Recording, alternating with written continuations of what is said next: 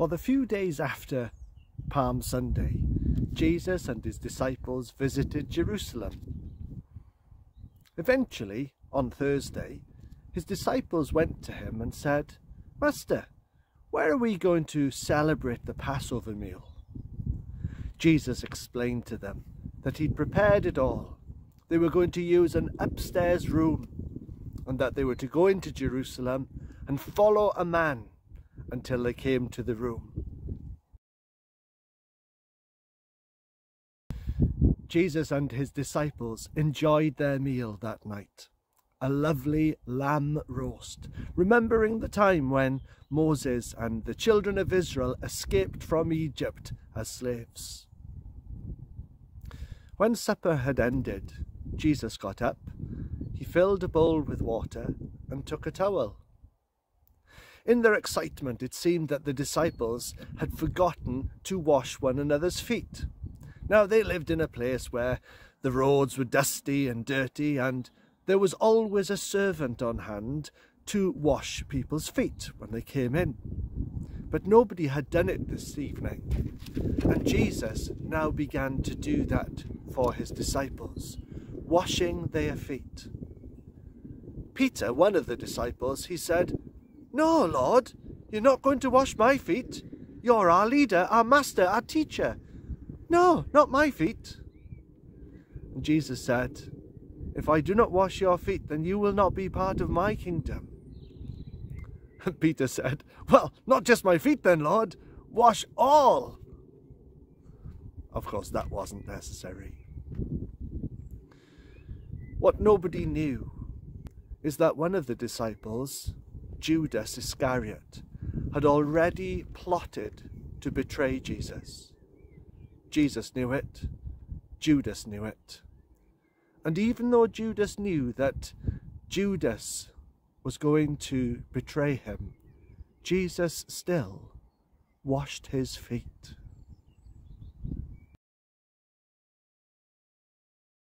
Jesus and his disciples sat down again at the table, and they began to eat again. And as they ate, Jesus said, "One of you is going to betray me." They all turned and looked at each other. "Who, me? Not me. No, I wouldn't. Surely not." "Who is it, Lord?" He gave a clue, the one that's sharing the dip with me. But they were unsure. Shortly afterwards, Jesus turned to Judas and said, "Go on, go and do what you're going to do." The others, they thought he was leaving to go and pay for the rental of the room. But he wasn't. This was the moment he would betray Jesus.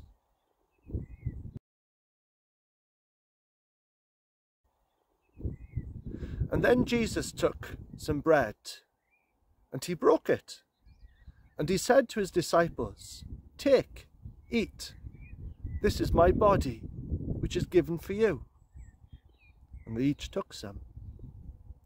Then he took a cup of wine, and he said to them, "Drink. This is my blood, which is poured out for you." And they each took a sip. He told them, "By this, you'll remember me when I've gone."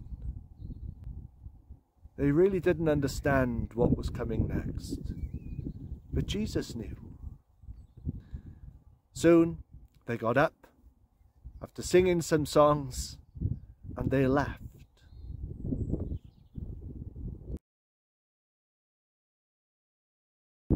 Having walked through the streets of Jerusalem, they eventually arrived at a small garden, the Garden of Gethsemane. There, at night time, Jesus told his disciples, "You wait here, pray for me." And he went a little further, and he began to pray himself. And he was in real agony. Not pains in the body, but of the mind, worried for all that was about to happen. And he asked God to help him through that time. He went back to the disciples, and they were fast asleep, Can't you stay awake a little while? Shortly after, things were to change altogether.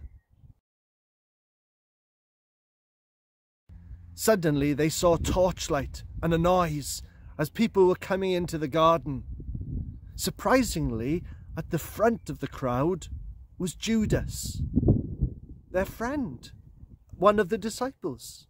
And behind them, lots of soldiers and some of the religious leaders.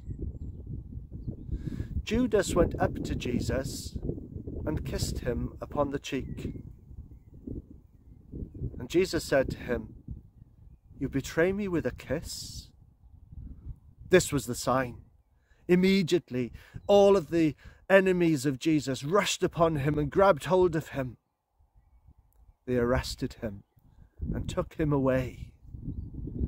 Some of the disciples ran, some of them waited, some followed.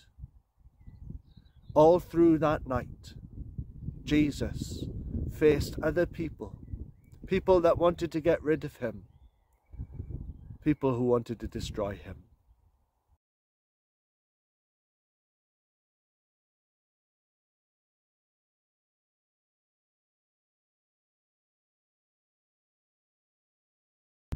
Early the following morning, a Friday morning, Jesus stood before the Roman governor, Pilate.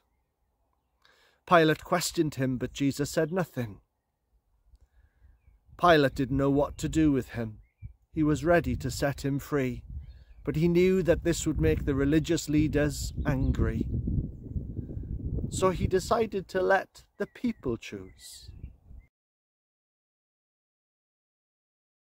In front of the crowd that had gathered, Pilate brought Jesus and shouted to them, "What shall I do with this man?"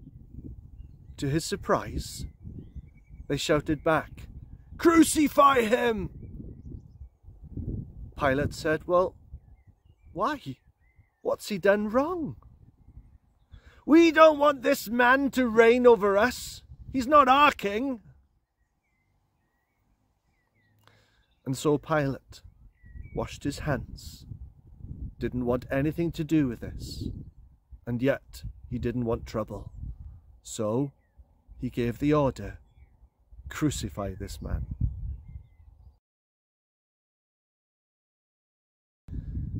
Jesus was made to carry his cross through the streets of Jerusalem. The soldiers had already plaited a crown of thorns which they'd pushed upon his head. Outside of the city, upon a small hill, they laid down the cross and Jesus upon it and nailed him to it. And even as they did so, he cried out, "Father, forgive them. They don't know what they are doing." They raised the cross and left him there, along with 2 robbers who were also crucified, to die.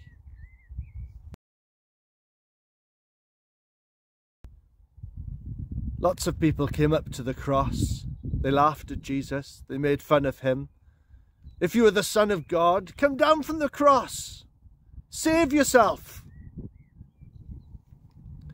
Just a few of his friends came. His mother, a few women, and only one of his disciples, John. At midday, something very unusual happened at the scene. When the sun should have been at its brightest, it suddenly darkened, and nobody could see what was going on. It was as if God was saying, "Nobody's going to see what my son is going through." It wasn't just there that strange things happened. In the temple, a curtain that hung between 2 rooms tore all by itself from the top to the bottom. An earthquake happened. People wondered what was going on. Standing beneath the cross of Jesus was a soldier, a centurion. He was there to make sure that all went as it should have. But over the 6 hours that Jesus had hung there, he'd watched and he'd listened. And when Jesus cried out one more time, "Father, into your hands I give my spirit. It's finished," and saw that Jesus had died, the centurion, he said, "Certainly this must be the Son of God." Jesus was dead. What would happen now?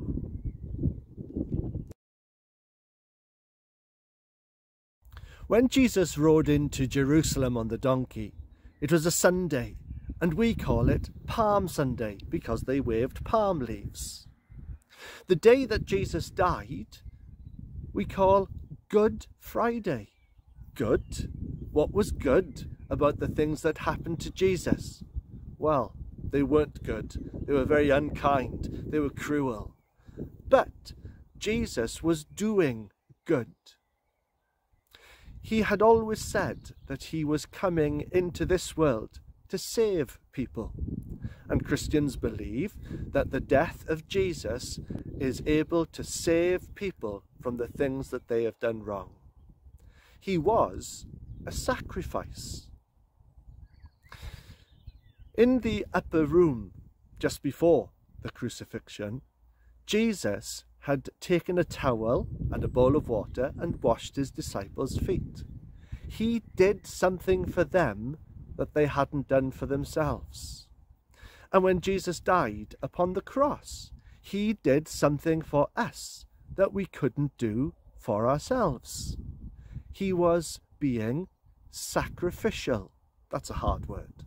But it really just means doing something for others by putting yourself out. And we ought to be sacrificial. I don't mean that we die for others, but what I do mean is that we perhaps give up our time to help someone out. That we do something that's not easy for us to do just to be kind for someone else. Not being selfish, being selfless, being sacrificial. So today, do all that you can to help someone else.